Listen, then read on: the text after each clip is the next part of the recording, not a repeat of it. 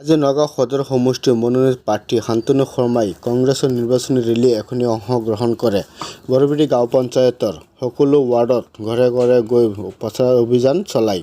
সেই অভিযানত দেখা গ'ল বৃহৎ পৰিমাণে বিজেপিৰ এক্টিভ কৰ্মী কিছুমান কংগ্ৰেছৰ হৈ প্ৰচাৰ অভিযান চলায় আৰু শান্তনু শৰ্মাই বিজেপিৰ কৰ্মীসকলক পুনৰ কংগ্ৰেছত যোগদান দিয়াৰ বাবে আদৰণি জনায়।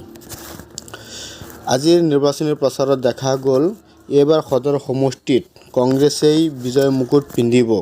চাই থাকক আমাৰ এইখন ভিডিঅ' ফুটেজ।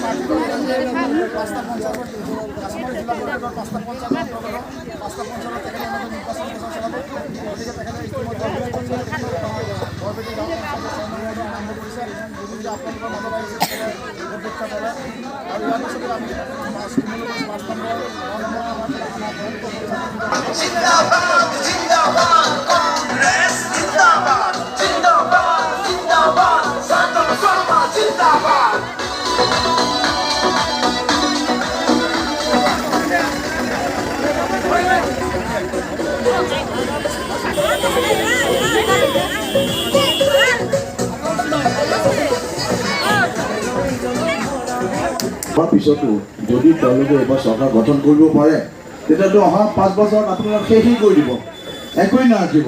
এই কথাবিলাক অতি গুৰুত্বপূৰ্ণ কথা। মই সেইকাৰণে আপোনাক আজি ক'ব আহিছোঁ যে আৰু আমাৰ নগাঁৱৰ বিধায়কজনক দেখিছে ইমান অভব্য কথা কোৱাৰ পিছতো কোনোবা দিনা প্ৰতিবাদ কৰিছিল নেকি? আপোনালোকক কওকচোন।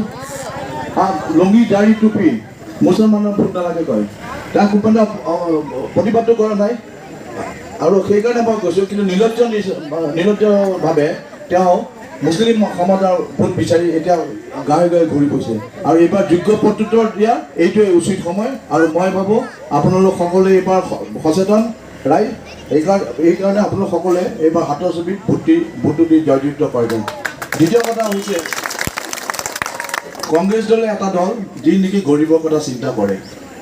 আপোনালোকে দেখিছে যোৱা 15 বছৰ কংগ্ৰেছ চৰকাৰ যেতিয়া আছিল তেতিয়া আমি দুখীয়া মানুহৰ কাৰণে বহুত আঁচনি লৈছোঁ। কিন্তু অতি দুৰ্ভাগ্যজনক কথা, বিজেপি চৰকাৰ অহাৰ পিছত এই আঁচনিসমূহ এটা এটাকৈ তেওঁলোকে নাইকিয়া কৰি পেলালে। তেওঁলোকে যিবিলাক আঁচনি লৈছে কেৱল আদানী আম্বানীৰ সহায় হোৱাৰ তেনেকুৱা ধৰণৰ আঁচনি লৈছে। আৰু দেখা পাইছে মূল্য বৃদ্ধি যি ৰকমে দাম বাঢ়িছে প্ৰতিটো বস্তুৰে। আজি পেট্ৰলৰ দাম 100 টকা হ'লগৈ। আজি তেওঁলোকে কয় যে চাউলটো তেওঁলোকে 1 টকাত দিছে, কিন্তু এই চাউল কংগ্ৰেছ চৰকাৰে 30 টকাৰ যিটো চাউল আছিল সেই চাউলটো 27 টকা কমাই 3 টকা আপোনালোকক যোগান ধৰিছিল। সেই 27 টকা কিন্তু কংগ্ৰেছ চৰকাৰে বহন কৰিছিল। সেইটো সময়ত তেওঁলোকে মাত্ৰ 2 টকা কমাইছে। কিন্তু তাৰ বিপৰীতে তেওঁলোকে কৰিছে কি?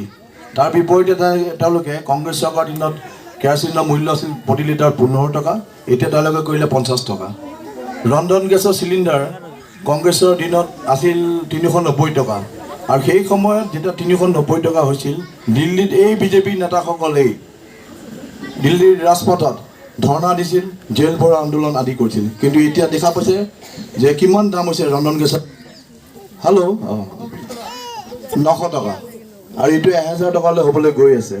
সেইকাৰণে তেওঁলোকে যিহেতু একো কৰিব পৰা নাই, মিছা প্ৰতিশ্ৰুতি দিলে ৰাইজৰ ওচৰত। সেইকাৰণে তেওঁলোকে হিন্দু মুছলমানৰ কথা ক'ব লৈছে, মনটো ডাইভাৰ্ট কৰিছে তেওঁলোকে যাতে। আৰু এতিয়া প্ৰতিটো কথাতে হিন্দু মুছলমান এনেকুৱা কৈছে।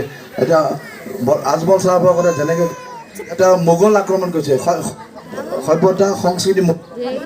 আৰু ইয়াৰ অসমত এইবিলাক কথা কিন্তু হ'ব নোৱাৰে। এইখন হৈছে শংকৰ ৰাজানৰ দেশ।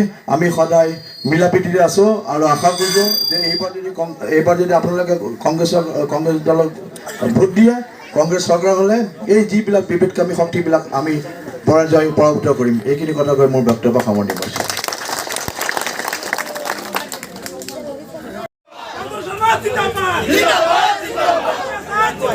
জিন্দাবাদ